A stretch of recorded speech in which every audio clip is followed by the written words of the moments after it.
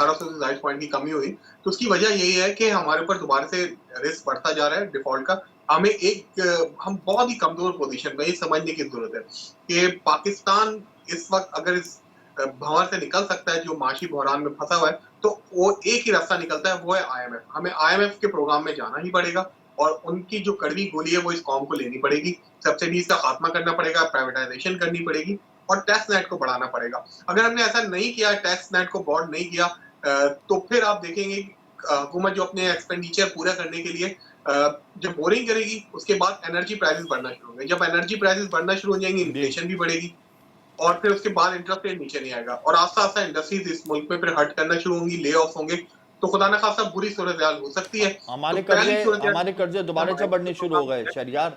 65,000 अरब रुपए से हमारा कर्जा तजावुज कर गया है। अगर मैं ओवरऑल कर्जों की बात करूं तो 131 अरब डॉलर से हमारे कर्जे तजावुज कर गए हैं। आइंदा वाले दिनों पे रुपये पर भी प्रेशर रहेगा, डॉलर भी मजबूत होगा, तो इसका क्या इम्पैक्ट आप मार्केट में देखेंगे?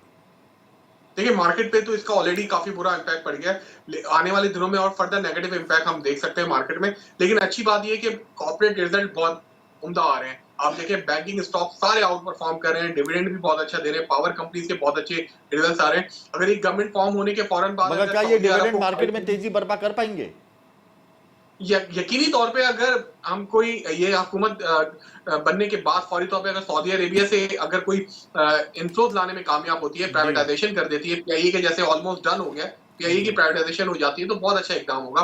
फिर अगर सऊदी अरेबिया से माइनिंग में या फिर एनर्जी सेक्टर में कुछ इन्वेस्टमेंट आती है, डॉलर्स आना शुरू होते हैं, तो हमारा रुपया भी मुस्तहकम होगा, स्टॉक मार्केट भी बढ़ेगा। बहुत शुक्रिया शहयार भट्ट, आपने अपना कीमती वक्त दिया। स्टॉक मार्केट बहुत ज़्यादा प्रेशर में है। मखलूत हुकूमत जब बनती है तो ऑब्वियसली उसका एक प्रेशर हर तबके पर आता है और जाहिर सी बात है हमारे जो उबूरी जो सेटअप ने जो इकदाम उठाए हैं SIFC के साथ मिलकर, वो बड़े आला थे।